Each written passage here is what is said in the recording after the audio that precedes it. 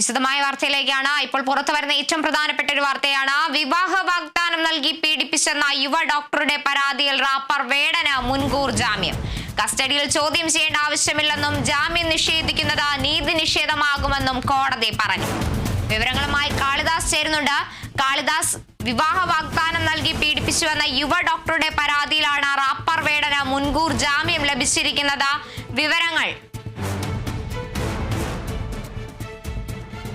കാർത്തു, യുവ ഡോക്ടർ നൽകിയ പരാതിയിൽ ഇപ്പോൾ ഹൈക്കോടതി മുൻകൂർ ജാമ്യം നൽകിയിരിക്കുകയാണ് റാപ്പർ വേടന്. ജസ്റ്റിസ് ബെച്ചു കുര്യൻ തോമസിന്റെ ബെഞ്ചാണ് മുൻകൂർ ജാമ്യം അനുവദിച്ചത്. ഒപ്പം തന്നെ വ്യവസ്ഥകളോടെയുള്ള ജാമ്യമാണ് അനുവദിച്ചിരിക്കുന്നത്. അതിൽ ഏറ്റവും പ്രധാനമെന്ന് പറയുന്നത് സെപ്റ്റംബർ 9 അന്വേഷണ ഉദ്യോഗസ്ഥന് മുന്നിൽ റാപ്പർ വേടൻ ഹാജരാകണമെന്നുള്ളതാണ്. നിലവിൽ തൃക്കാക്കര ACP ആണ് ഈ ഒരു കേസിന്റെ അന്വേഷണ ചുമതല ഉദ്യോഗസ്ഥൻ, അല്ലെങ്കിൽ അന്വേഷണ ചുമതലയുള്ള ഉദ്യോഗസ്ഥൻ എന്ന് പറയുന്നത്.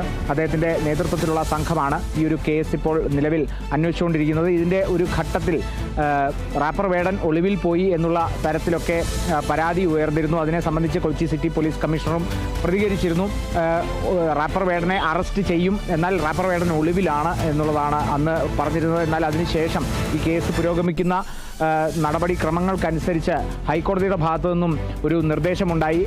റാപ്പർ വേടനെ അറസ്റ്റ് ചെയ്യരുത്, റാപ്പർ വേടന്റെ അറസ്റ്റ് തടഞ്ഞുകൊണ്ടുള്ള ഒരു ഉത്തരവ് കൂടി ഹൈക്കോടതിയുടെ ഭാഗത്തു നിന്നുണ്ടായി. പിന്നീട് ആ ഉത്തരവ് നീട്ടുന്നൊരു സാഹചര്യം കൂടി ഉണ്ടായി. എന്തായാലും നിലവിൽ മുൻകൂർ ജാമ്യാപേക്ഷ കിട്ടിയ ഒരു സാഹചര്യത്തിൽ വ്യവസ്ഥകളോടെയുള്ള ജാമ്യമാണ്. സെപ്റ്റംബർ 9 അന്വേഷണ ഉദ്യോഗസ്ഥന് മുന്നിൽ ഹാജരാകണം, അന്വേഷണത്തോട് സഹകരിക്കണം എന്നുള്ളതാണ്. ഇപ്പോൾ ഈ ഒരു ജാമ്യം അനുവദിച്ചിരിക്കുന്നത് ഏറ്റവും പ്രധാനമായിട്ടും അന്വേഷണത്തോട് സഹകരിക്കുക എന്നുള്ളത് തന്നെയാണ്. അതോടൊപ്പം തന്നെ റാപ്പർ വേടന്റെ അഭിഭാഷകന്റെ വാദങ്ങളും കൂടി പരിഗണിച്ച ശേഷമാണ് ഇത്തരത്തിലൊരു വിധിയിലേക്ക് എത്തിയിരിക്കുന്നത് എന്നുകൂടിയാണ് ഹൈക്കോടതി നിരീക്ഷിക്കുന്നത്. ഹൈക്കോടതിയുടെ മറ്റൊരു നിർദ്ദേശം എന്ന് പറയുന്നത് ഒരു അറസ്റ്റ് ചെയ്ത് കസ്റ്റഡിയിൽ വാങ്ങി ചോദ്യം ചെയ്യേണ്ട സാഹചര്യമില്ല എന്നുള്ളതാണ്. നിലവിലെ കേസുകളും വാദപ്രതിവാദങ്ങളും ഒക്കെ പരിഗണിച്ചാണ് ഇത്തരത്തിലൊരു വിധിയിലേക്ക് ജസ്റ്റിസ് ബെച്ചു കുര്യൻ തോമസ് അധ്യക്ഷനായ ബെഞ്ച് ഇത്തരത്തിലൊരു വിധിയിലേക്ക് എത്തിയിരിക്കുന്നത്. ഇനി സെപ്റ്റംബർ 9 റാപ്പർ വേടൻ ഈ കേസുമായി സംബന്ധിച്ച് അന്വേഷണ ഉദ്യോഗസ്ഥന് മുമ്പിൽ, അതായത് തൃക്കാക്കര ACP ആണ് നിലവിൽ അന്വേഷണ ചുമതലയുള്ള ഉദ്യോഗസ്ഥൻ,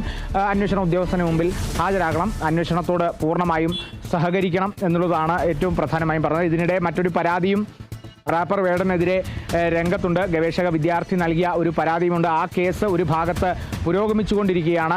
2 പെൺകുട്ടികളാണ് അന്ന് ഇതേപോലെ കഴിഞ്ഞ കുറച്ച് ദിവസങ്ങൾക്ക് മുമ്പാണ് ഇത്തരത്തിലൊരു പരാതി CMന്റെ ഓഫീസിലേക്കൊക്കെ ചെന്ന് അവിടുന്ന് ഇത്തരത്തിലൊരു പരാതി അതാത് പോലീസ് സ്റ്റേഷനിലേക്കൊക്കെ കൈമാറി ഇത്തരത്തിൽ മറ്റൊരു പരാതി വരുന്നത്. ഈ ഒരു സാഹചര്യം കൂടി ഇത്തരത്തിൽ നിരവധി പരാതികൾ റാപ്പർ വേടനെതിരെ ഉണ്ട് എന്നുള്ളതും കൂടി യുവ ഡോക്ടറുടെ അഭിഭാഷക ഹൈക്കോടതിയിൽ പറഞ്ഞിരുന്നു. എന്നാൽ നിങ്ങളുടെ പരാതി മാത്രം പറയൂ, അതിനെ സംബന്ധിച്ചുള്ള വിവരങ്ങൾ പറയൂ എന്നുള്ളതാണ് ഹൈക്കോടതിയും ആ സമയത്ത് നിരീക്ഷിച്ചിരുന്നത്. ഇപ്പുറത്ത് വേടന്റെ വാദങ്ങൾ, അല്ലെങ്കിൽ വേടന്റെ അഭിഭാഷകന്റെ വാദങ്ങൾ ശ്രദ്ധിച്ചാൽ നേരത്തെ തന്നെ വിവാഹം കഴിക്കാനുള്ള ഉദ്ദേശമുണ്ടായിരുന്നു, അല്ലെങ്കിൽ വിവാഹം കഴിക്കാൻ തന്നെയായിരുന്നു തീരുമാനിച്ചിരുന്നത്. എന്നാൽ പിന്നീടാണ് ആ ഒരു ബന്ധം വഷളായത്. അതുകൊണ്ട് തന്നെ നേരത്തെ ഉണ്ടായത് ഒരിക്കലും ഒരു ബലാത്സംഗമല്ല, ഉഭയസമ്മതപ്രകാരമുള്ള ബന്ധമായിരുന്നു. അതുകൊണ്ട് അതെങ്ങനെ ബലാത്സംഗമാകുമെന്നുള്ള ഒരു വാദമൊക്കെ വേടന്റെ അഭിഭാഷകരും അടക്കം ഉയർത്തിയിരുന്നു. ഇത്തരത്തിലുള്ള നിരവധി വാദപ്രതിവാദങ്ങൾ ഹൈക്കോടതിയിൽ ഈ ഒരു കേസിനെ സംബന്ധിച്ച് ഉയർന്നിരുന്നു. ഈ വാദങ്ങളെല്ലാം പരിഗണിച്ചുകൊണ്ടാണ് അറസ്റ്റ് ചെയ്യേണ്ടതില്ല, കസ്റ്റഡിയിൽ വാങ്ങി ചോദ്യം ചെയ്യേണ്ട ഒരു ആവശ്യം ഈ ഒരു കേസിൽ